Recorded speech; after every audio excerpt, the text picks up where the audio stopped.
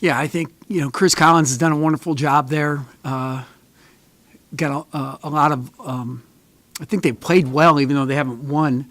Watching that Iowa game, how impressive Vic Law was and the entire group. Ryan Taylor's a big-time scorer. A.J. Turner does a good job.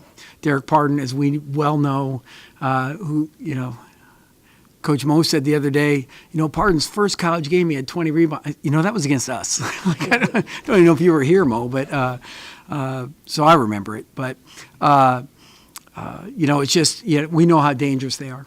How much does having Armand help in preparing for them? I don't really go there, just out of respect. He knows those guys. So, and he's out recruiting today anyway. So he better be very good for us.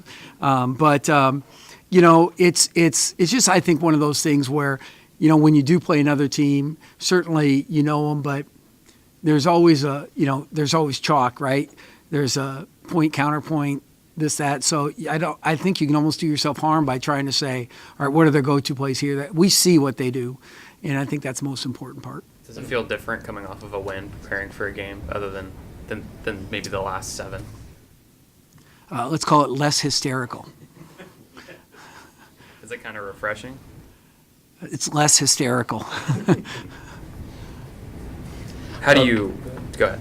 After the game, you mentioned that guys were immediately turning the page to this Northwestern game. I mean, given the relief that came with that, have you seen the same level of focus? Yeah, well, yesterday was a mental day. It was just all film, and then today when we get on the floor, that's where your attention to detail is really important.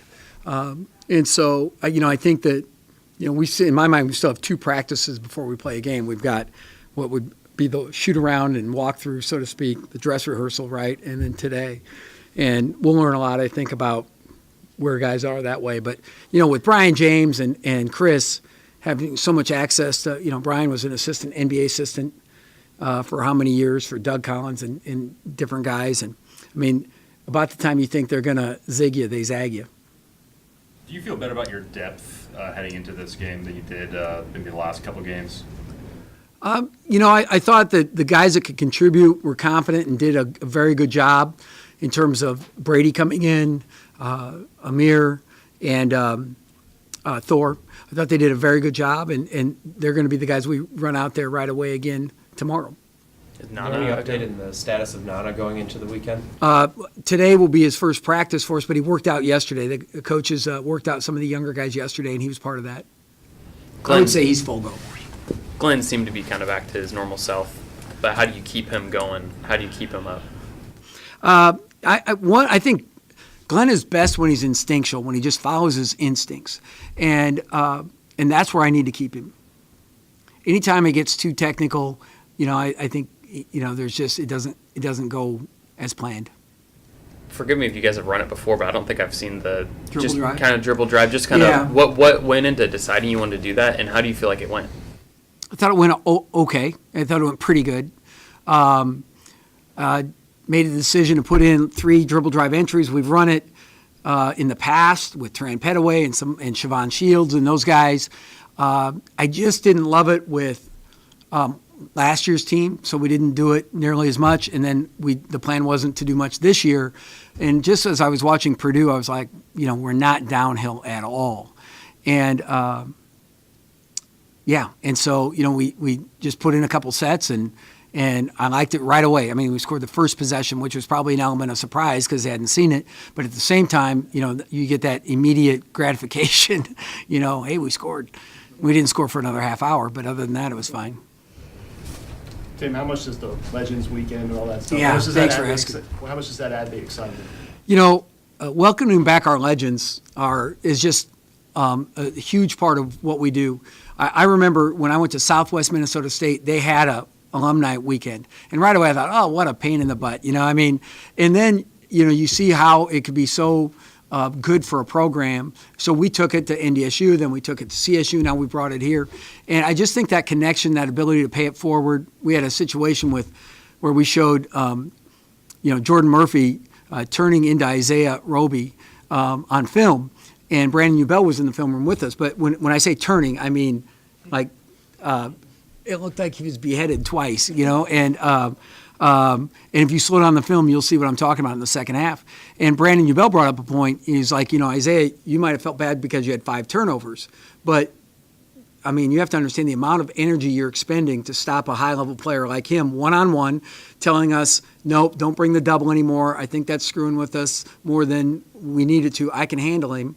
That, you need to be able to accept you're going to be a little less going on offense. And so, it was like really I thought good advice. It was wisdom, that, Brandon's been in that. He's taken those blows from Nix and all those, guys at Michigan State. And so he understands that. And I think it's just priceless when it comes from stuff like that. So having those guys around in whatever capacity, Brian Carr has been great to us. He's been at IU and at Purdue. And just, having different – and there's been Dave Hoppin was there the other night. Bo Reed's been great. Andy Markowski. I can go on and on and on about guys that have really – come back and given their time. I wish everybody would. I want every graduate to feel, and I even say you don't have to like me, but at least come back and let us support you, let us recognize, what you guys have done and be a part of the program, because it's an everlasting experience in my book. You guys settled in a little bit more since losing Copeland or being that different team? Are you out of kind of like scramble mode trying to figure out? Yeah, you kind of have. Here's what I want you to realize is, so, like when you put together a play package and all this, you assume the worst at times, but then you say, okay, when it's crunch time, right? These are the guys we're going to have on the floor. These have to be our most reliable actions. And then when you take a versatile player and an efficient player like Isaiah or Isaac out and put in somebody else that's not the same, right? Now everything just changes a little bit. I think we have a better understanding of what our most reliable things are. And what we have to do to get there. And so we weren't perfect the other night. I thought we had some turnovers late. We had Glenn trips, and we have a turnout. Isaiah loses the ball outside of his hands, and then he throws a difficult bounce pass, that were all turnovers late in the game that hurt us. But at the same time, some of that's just the price of doing business. But I think we have a better idea of where we're at now than we have before. It's less hysterical everywhere. Tim, what about the guys? How have you seen their attitude shift from the start of the week to where it is right now? I think the guys, I believe the guys are in a good spot. Yeah, and as a coach, you worry about them losing hope. Yeah, nobody's going to quit. Nobody truly quits as a college athlete. Now, you may have a bad outcome. We've seen football teams, basketball teams get blown out.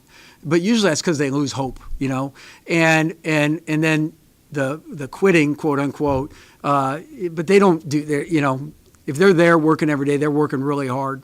What happens if you don't believe in yourself and have that confidence? And I think that you saw a group that's I see a path, where we can still be a viable team and make postseason. And so, and I think that's important because you don't want to lose that. How much have you thought about that path? Very little, because you have to win big games. And so I'll know it when I see it. They'll be right there in front of me. I think that was a lot. The first time this season you guys have had a chance to win the game at the very end. How do you feel like you handled that? And in addition to that, how comfortable do you feel with the idea of James trying to get fouled to go to the line instead of making a play? Well, that's a risky role right there, trying to get fouled, because especially late game. But you look at it as when a defender leaves his feet, all options are open, and referees can ref the play. Sometimes they say, nope, I'm gonna just see what happens. So I thought it was risky, but Palmer, man, he did it, and you got to give him a lot of credit for it. So yeah, that's how I feel about that. What else did you ask? Was that a two-part? Yeah. What did we do out of the timeout? Tom lifted. We ran the first play we ran out of the halftime. So we flipped we have this little handoff play, and we rearranged it, and Tom hit a three. Oh, he got a shot blocked, and McBrayer was stepping on the line. Yeah. How I felt about our shot, we ran the action. You know, it could have been a one dribble pull up jumper. He decided to take it in a little deeper. They blocked it with 2 seconds left or whatever. We still had an out of bounds play ready to go, even though we didn't have timeouts. I thought the guys ran it okay. I didn't love James's screen on Roby, the back screen, or on Tanner, but I mean, James made a play, To match up. so I felt okay about it. Sure, yeah. Matchup wise with Northwestern, how do you feel like you guys stack up against them? Yeah, the biggest difference with Northwestern is without Bryant McIntosh, they don't have really that playmaking guard. But they have a lot of long wings that can really shoot it, and they defend very well. So I think it'll be a tough ball game. I think it'll be a tight ball game, and it'll be one worth watching.